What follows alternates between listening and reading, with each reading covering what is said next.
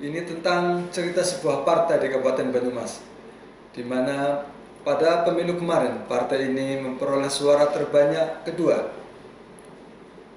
Partai ini juga terkenal dengan slogan "Maju tak gentar, membela yang benar". Bahkan partai ini didirikan oleh salah satu Presiden Indonesia keempat, yaitu Kiai Haji Abdurrahman Wahid. Sedulur KPU Banyumas pasti sudah paham dan tahu apakah nama partai ini. Ya, betul. Partai ini adalah Partai Kebangkitan Bangsa, di mana pada kesempatan kali ini Modemas akan berbincang dengan Partai Kebangkitan Bangsa terkait ngobrol demokrasi Banyumas. Sedulur KPU Banyumas, inilah Modemas Bincang Parpol Partai Kebangkitan Bangsa.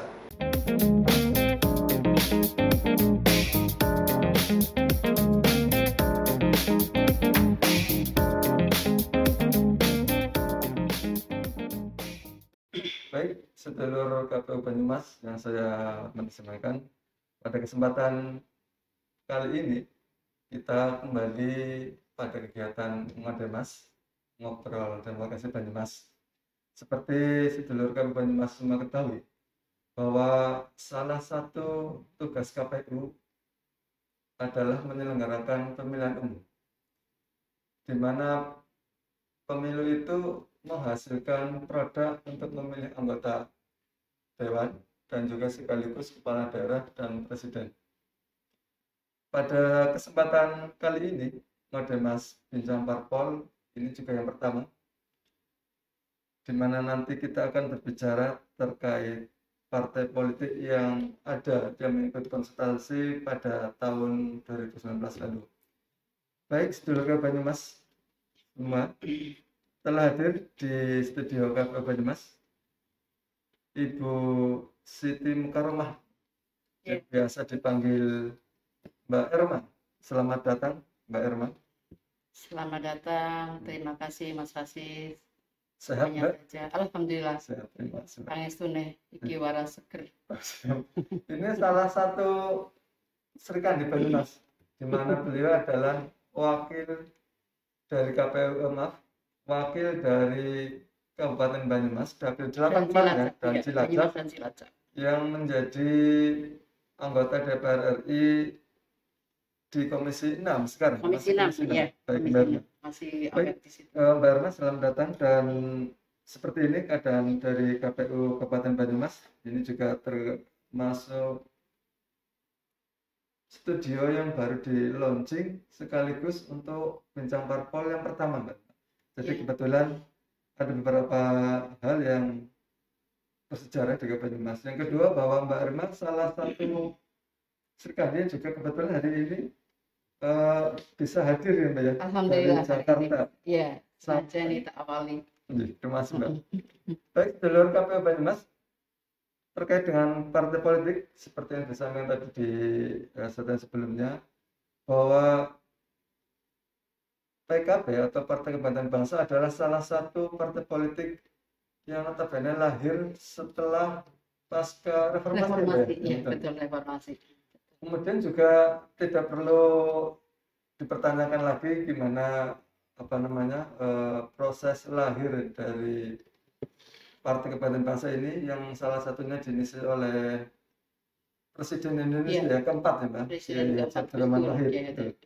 Nah, terkait di Banyumas sendiri Mbak, ini proses mekanisme atau lahirnya di Kabupaten Banyumas pada saat itu, dan bagaimana kira-kira awal berdirinya di Kabupaten Banyumas, bisa dijelaskan Mbak supaya masyarakat bisa paham.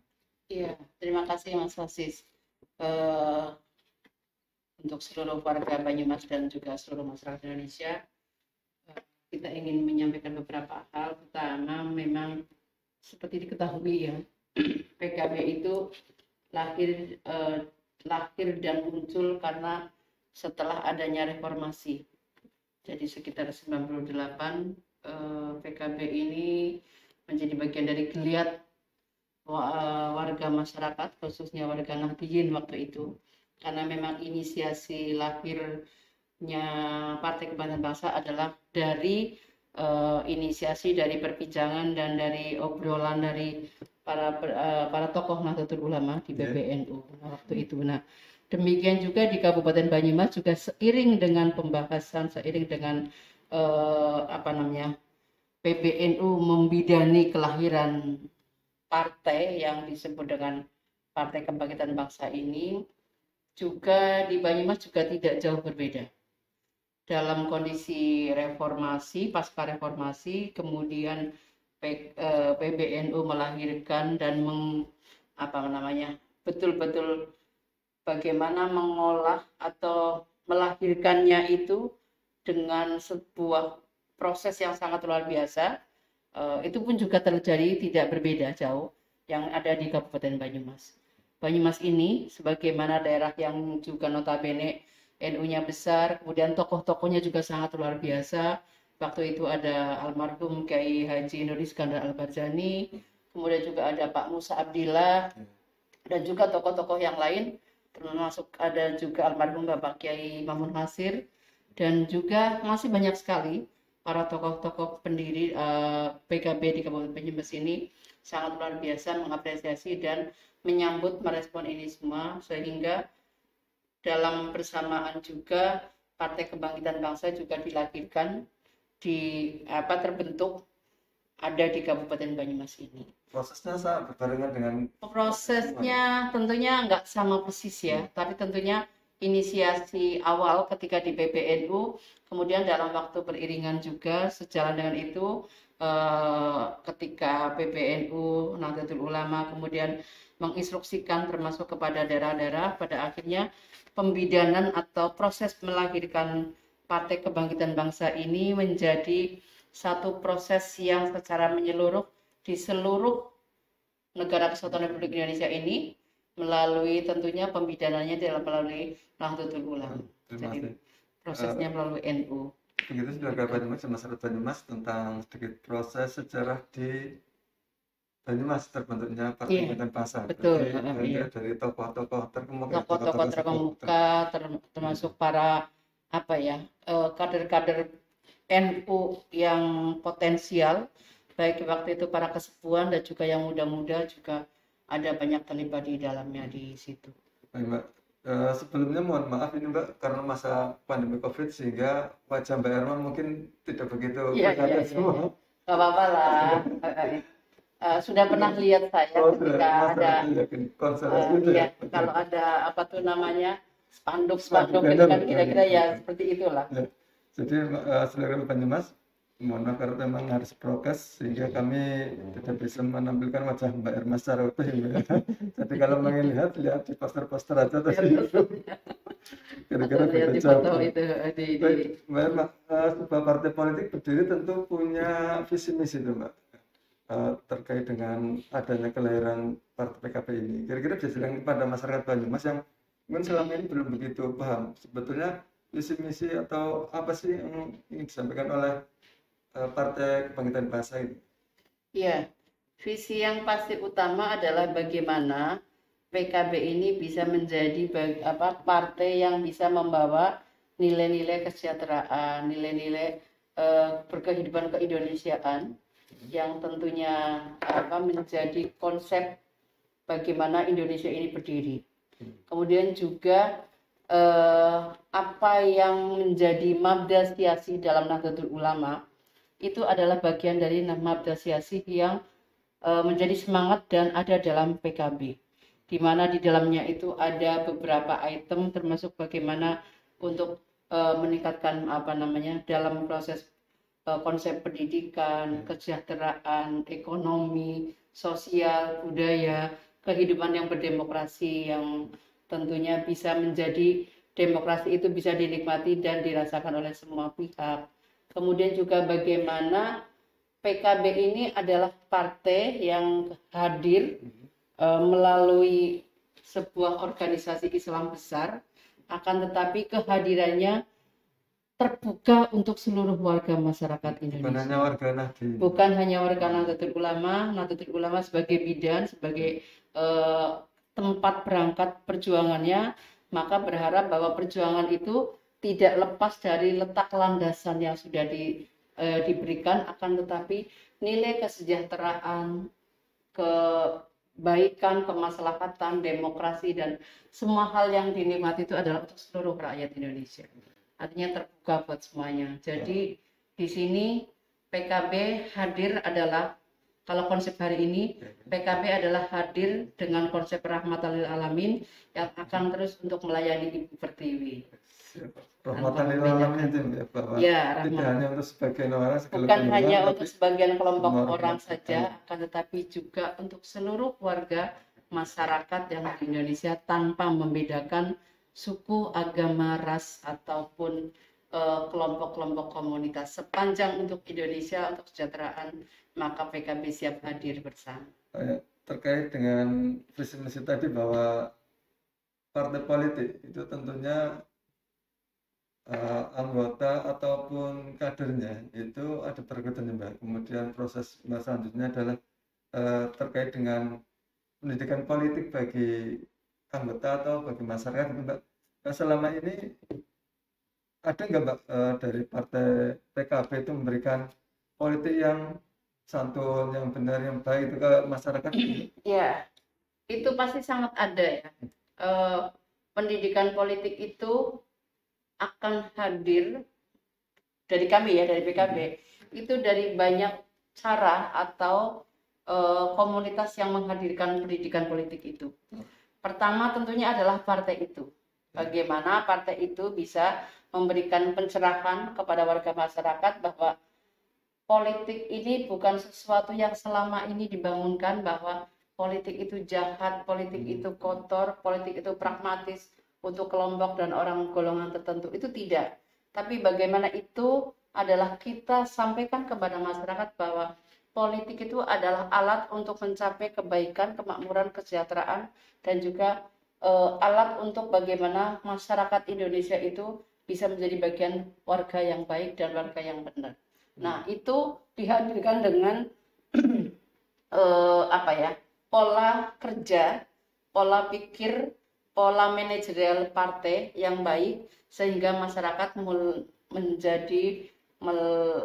mulai respon terhadap politik itu adalah sesuatu bukan hal yang asing, tapi hal yang untuk bisa bagian dari yang dipelajari dan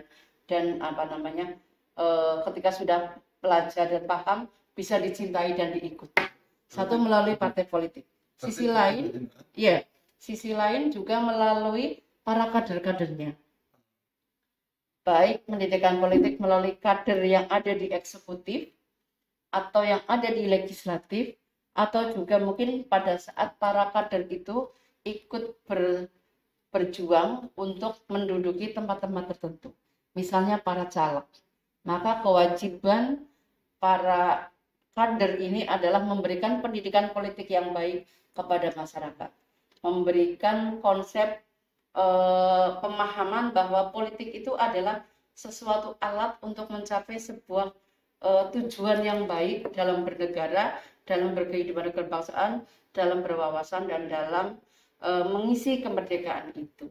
Maka ini menjadi bagian dari pendidikan politik itu harus dilakukan, dan kami tentunya PKB terus melakukan konsep pendidikan politik yang tahun 2020 kemarin kita lakukan adalah kira-kira seperti itu, dan kita lakukan di seluruh anak cabang, seluruh kecamatan, di 27 kecamatan, dengan mengundang perwakilan seluruh ranting-ranting desa-desa yang ada di Kabupaten Banyumas. Kita lakukan bukan hanya untuk kader dari anggota PKB, termasuk masyarakat juga. Iya, harus diberikan kepada semua masyarakat. Masyarakat itu harus kita pahamkan bahwa politik itu bukanlah untuk kepentingan satu kelompok atau golongan saja, tapi politik itu adalah hadir untuk kepentingan seluruh warga masyarakat tanpa membedakan apapun dari siapapun.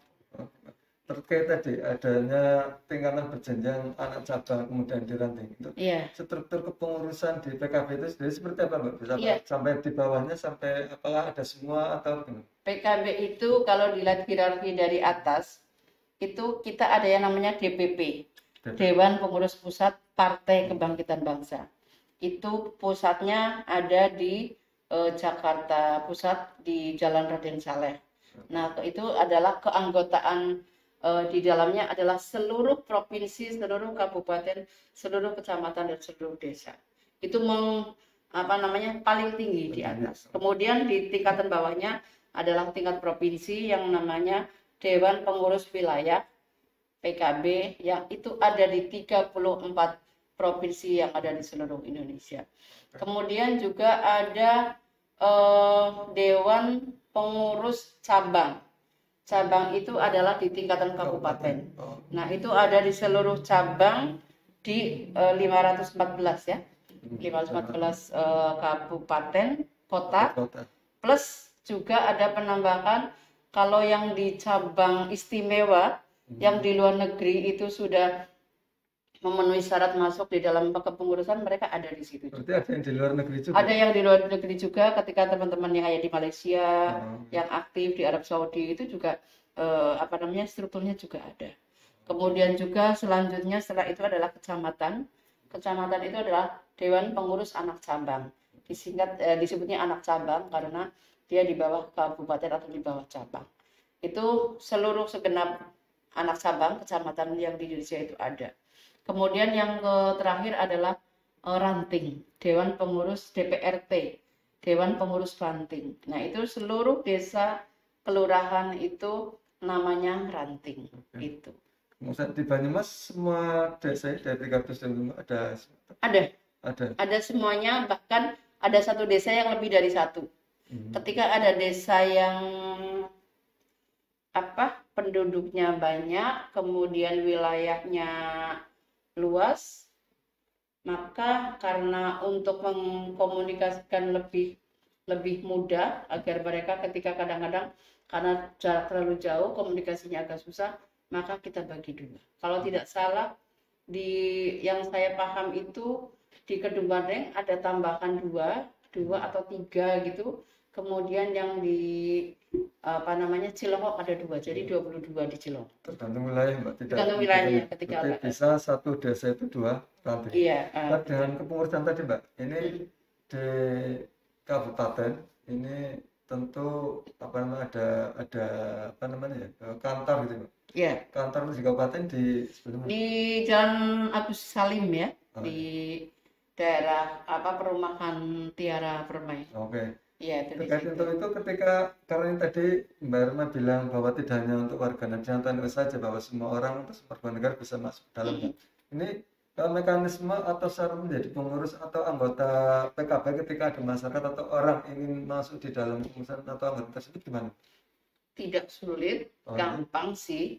Pertama yang pasti ketika mau jadi anggota, yang pertama adalah pasti kenal dulu dengan PKB. Mengenal awal, kemudian yang menjadikan dia ada rasa suka, rasa cinta lah, menyukai PKB, kemudian dia memutuskan untuk bahwa saya akan masuk menjadi pengurus anggota PKB. Maka itu menjadi bagian dari syarat utamanya dulu. Bukan karena dipaksa, bukan karena didorong-dorong, kemudian memaksakan, itu tidak. Tapi lebih pada karena memang satu suka. Yang kedua, tentunya di peraturan baru ini kita ada konsep ketika anggota baru, ada konsepnya istilahnya itu uang pangkal. Uang pangkal itu sebagai tanda kira-kira mahar lah. Saya masuk ke partai, saya uang pangkal ngasih uang 100.000 rupiah misalnya, atau 50.000 rupiah, itu sebagai uang pangkal. Tapi ini masih sedang dalam sosialisasi. Di tahapan ini baru kita mulai. Nah, selanjutnya ya bersama-sama beraktivitas dunia sosial politik yang ada di PKB, itu kita akan ajak untuk libatkan dan lain sebagainya. Tapi juga ada yang hanya partisipan aja, tidak aktif, itu juga ada. Tapi pada saat menentukan pilihan adalah PKB, itu juga banyak. Itu kemudian menjadi anggota harus mendaftar atau di secara ketika bahwa harus ketika untuk bisa mendapatkan mendapatkan kartu anggota ya, yang mendaftar, maka dengan tingkatan pengurusan masing-masing apa di tingkatan masing-masing. Tapi nanti kan yang punya hak mengeluarkan kartu anggota kan kalau di tingkat terendah itu kan di DPC. Jadi nanti kan ke DPC. Jadi nanti untuk dia menunggu beberapa waktu dulu bahwa dia serius nggak nih mau masuk ke PKB gitu kan, nanti misalnya yang kan kadang-kadang ada nih anggota yang tidak, yang penting punya saya jadi anggota, saya nggak perlu kartu anggotanya, ada yang begitu gitu kan. Tapi Tapi mau menjadi anggota tapi nggak punya kartu anggota gitu. banyak, dan di partai manapun juga saya pikir banyak. Jadi ada yang begitu, tapi ada yang bahwa sebagai identitas saya mantap, yakin saya orang PKB, kemudian apa namanya meminta untuk dibikinkan kartu anggota, ya bisa, nanti kita akan apa namanya, kita akan bantu untuk secara prosedurnya kita bantu. Kalau pengurus saya pikir juga ada tahapan-tahapan tertentu, artinya setidaknya ada minimal pelatihan dasar yang pernah dimiliki atau diikuti, atau ada tahapan yang memang menjadi kebijakan partai untuk bisa dilewati atau dilakukan oleh seorang calon pengurus. Karena di situ kaitan dengan kapasitas dan kapabilitas untuk menjadi pengurus juga. Jadi dengan KPU Banyumas, ketika mungkin masyarakat Banyumas ada yang tertarik ingin menjadi anggota PKB, cukup hanya mendaftar lewat di tingkatan ranting misalnya gitu ya Mbak? Iya, nanti dikomunikasikan nanti ke tingkat atasnya ke komunikasikan. Hanya tinggal mendaftarkan saja, tidak ada persyaratan apa-apa ya Mbak? Tidak persyaratannya warga Indonesia di atas usia 17 tahun, atau biasanya kalau sudah ada yang kadang-kadang menikah sebelum 17 tahun, tapi kan sekarang undang-undang harus menikah tuh harus ini ya, usianya sudah 18 tahun ya. Jadi tapi kalau Israel itu punya KTP itu sudah diperbolehkan. Oke, Mbak. Terkait dengan apa namanya aspirasi masyarakat ini Mbak, kan dari partai politik punya paling tidak karena tangan panjang atau perlakuan dari masyarakat, maka ada kewajiban bagaimana aspirasi dari masyarakat itu bisa dibawa dan terserap. Selama ini bagaimana cara PKB ini dalam menyerap aspirasi dan kemudian mengolahnya atau menyampaikan ke tingkat atasnya? Iya, jadi gini, ada konsep serap aspirasi yang dilakukan dengan dua cara. Pertama adalah cara ketika ketika anggota DPR atau wakil rakyat itu melakukan sendiri langsung dengan masyarakatnya. Yang kedua adalah juga bersama melakukan dengan masyarakat atau perwakilan, tapi juga bersama atau bersinergi bersama dengan struktur kepengurusan tingkat tertentu. Jadi ada dua cara itu. Kemudian hasil dari itu tentunya kan tertulis gitu. Nah, tulisan itu yang kemudian akan dipelajari, yang akan dititipkan atau disampaikan melalui tahap melalui tingkatan tertentu. Kalau ternyata serap aspirasi itu adalah, ini persoalannya adalah di tingkat kabupaten, maka kita akan titipkan kepada teman-teman anggota DPRD yang ada di kabupaten. Nah, maka mereka lah yang nantinya akan memperjuangkan ketika itu kaitan dengan tataran, entah itu tentang anggaran atau peraturan yang ada di kabupaten. Tapi ketika itu titipannya adalah kepada provinsi, maka kita juga akan titipkan begitu. Demikian juga dengan yang tingkatan pusat.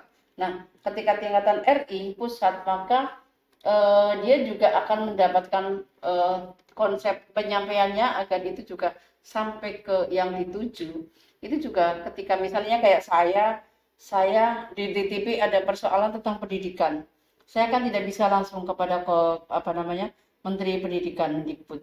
Maka saya bisa menitipkan kepada teman-teman yang dari fraksi PKB yang kemudian ada di Komisi 10 untuk bisa sampai kepada Mendikbud. Nah, jadi konsepnya itu PKB itu membuat sebuah konsep kesepahaman bahwa semua yang diminta, semua yang disampaikan, semua yang diaspirasikan oleh masyarakat di tingkatan bawah adalah perjuangan bersama.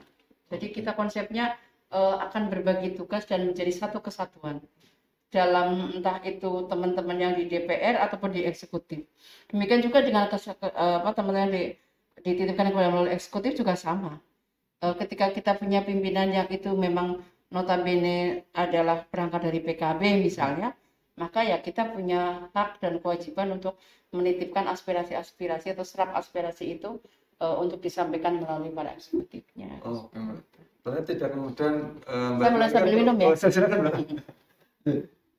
Nah, itu bisa sambil diminum. Bahwa ketika Mbak Irma ini kan anggota DPR RI gitu, ketika harus ke bawah itu juga tidak kemudian itu harus ansih untuk tingkatan provinsi RI gitu ya Mbak. Jadi tetap walaupun misalnya tadi disampaikan Mbak Irma akan disesuaikan dengan jenjang yang bisa kebijakan itu diambil gitu ya. Kecuali misalnya ada jenjang yang bisa disampaikan melalui provinsi, melalui pusat misalnya. Kalau kelupaan atau nggak sempat dititipkan ke provinsi, ya kita perjuangkan melalui pusat. Oke, Mbak. Ini kalau di Kabupaten Banyumas kan PKB termasuk salah satu partai terbesar, Mbak. Ya, kita pemenang kedua ya. Ya, pemenang kedua. Kursi dapat ada 8 kursi. 8 kursi dari 6 dapil ya. Dari 6 dapil ada 8 kursi, berarti ada dapil yang dapat 2, Mbak. Ini Mbak, terkait dengan partai politik kan di Indonesia ada 16 secara nasional.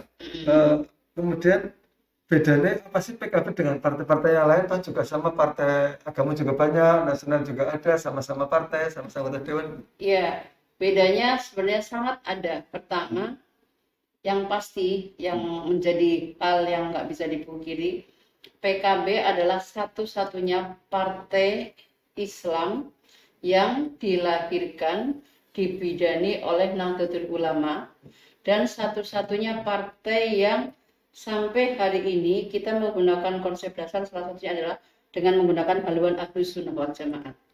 Yang itu mungkin berbeda dengan yang lainnya. Satu itu. Yang kedua, PKB memang dilahirkan oleh Nahdlatul Ulama, di mana organisasi terbesar bukan hanya di Indonesia tapi di dunia. Di situ yang menggunakan konsep ada tawasud, tasamuh, tawazun, itidal dan lain sebagainya, yang dimana kita sangat mengedepankan toleransi, kebersamaan, kemudian keberagaman. Ini adalah bagian dari konsep yang selalu dikembangkan oleh Partai Kebangkitan Bangsa. Artinya konsep-konsep kerjaan kita itu adalah dengan dasar Islam, dengan Islam Ahlus Sunnah wal Jamaah. Tapi dalam pengayomannya, moderasinya, kita itu untuk seluruh umat, untuk seluruh warga Indonesia, tanpa membedakan kepada siapapun, asal dari manapun, sepanjang dia orang Indonesia yang punya hak untuk dilindungi, dibela, dan diperjuangkan, maka kita punya kewajiban untuk itu. Selain itu juga PKB ini selalu berusaha untuk menempatkan pada hal-hal tertentu yang kadang-kadang membutuhkan sifat kritis dalam pembelaan. Dalam sisi hal kemanusiaan memang kita harus terdepan, maka kita berusaha ada di depan. Dalam hal ketika kaitan dengan di mana hari ini Indonesia punya beberapa isu-isu yang kadang-kadang menguji ke NKRI-an kita, maka insya Allah PKB adalah bagian dari yang termasuk mengedepankan sisi itu. Jadi konsep-konsep bahwa negara Indonesia menggunakan konsep bernegara dengan aliran atau cara yang lain, kita tetap tidak. Indonesia adalah satu, tetap NKRI. Oke, walaupun terkenal partai agamis gitu ya. Ya, walaupun agamis, tapi kita tetap akan berusaha dan terus hari ini mengayomi, dan di dalamnya ada kelompok-kelompok yang bukan Islam, yang terus bisa bersinergi dan bareng-bareng. Untuk kepengurusannya, apakah ada dari agama atau ada? Sangat ada. Dari Konghucu ada, dari Kristen ada, Katolik ada, Buddha ada, anggota DPR-nya juga semuanya ada. Jadi kita ya betul-betul plural ya, betul-betul di dalamnya adalah mengayomi, dan bukan hanya mengayomi, itu yang terlibat di dalamnya juga adalah teman-teman ini. Jadi yang dari Papua ada, NTT ada, Kalimantan Barat ada, yang Chinese ada, yang apa istilahnya mau dicari yang kulit putih, yang hitam, yang coklat apa tuh semuanya ada, yang rambutnya lurus, yang rambutnya keriting, pokoknya kita ada semuanya. Ya, saya nggak jelas dia, kadang-kadang matanya sipit tapi apa katanya ya Jawa, jadi sudah itu sudah bukan menjadi sesuatu yang apa ya persoalan lah ya, tapi sudah berbaur dari satu bahu Mbak. Terima kasih Mbak. Ini untuk terakhir dari KPU Negeri Mbak Irma, kalau Saudara Banyumas. Tadi kita sudah berbincang dengan Mbak Irma ya Mbak ya, walaupun nama situ Makassar lebih terkenal, lebih akrab itu dengan itu nama artis Mas. Artis. Iya, jadi perlu teman-teman apa mungkin pemirsa di YouTube atau dimanapun ya, itu perlu tahu. bahwa Siti Mukarramah itu dari kampung. Nah, Siti Mukarramah itu dari kampung. dari Banyumas Nah, asli. kalau sudah di Jakarta namanya jadi Erma. Oh, iya. Karena itu lebih menjual orang gitu ya. Menjual, tapi banyak Kak juga sih sekarang udah ya dua-duanya sudah menjual lah. Udah ada yang manggilnya Bu Siti gitu-gitu juga. Tapi it's okay buat saya sih, nama adalah anugerah, jadi dua-duanya adalah luar biasa. Terima kasih. Begitu sedulur KPU Banyumas terkait dengan partai nomor urut 1, Partai Kebangkitan Bangsa, dari awal sejarah kemudian sampai visi misi program sampai hari ini sudah kita ketahui semua. Dan kepada Bu Erma, sebelum acara tutup, closing statement mohon untuk sampai pada tentang Partai Banyumas. Silakan. Ya, terima kasih Mas Hasid. Bapak Ibu pemirsa seluruhnya yang kami hormati dan kami banggakan, hari ini memang keindonesiaan kita tuh sedang diuji dalam, selain persoalan kebinekaan adalah kebersatuan kita. Saya pikir kami dari PKB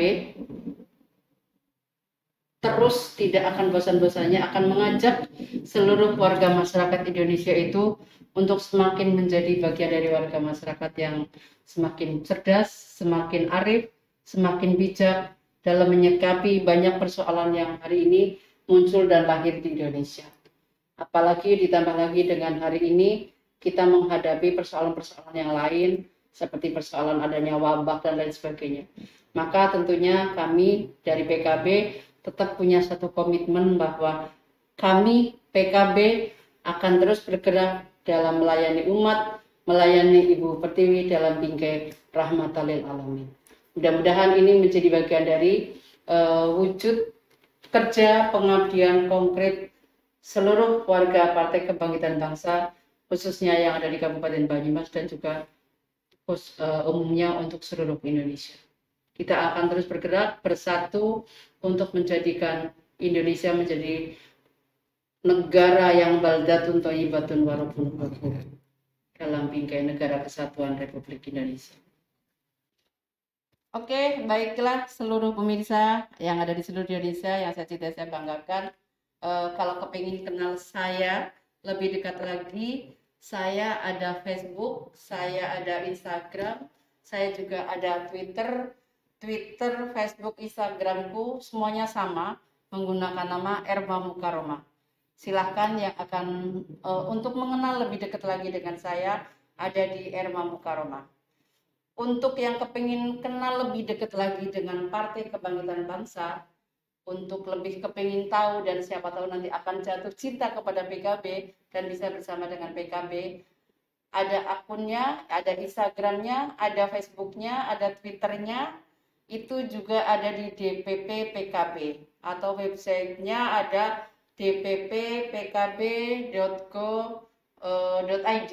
Nah, silahkan bisa diklik, bisa dicari, insya Allah kalau sudah ditulis DPP PKB akan muncul, dan silahkan untuk bisa lebih tahu lebih dalam kepada Partai Kebangkitan Bangsa.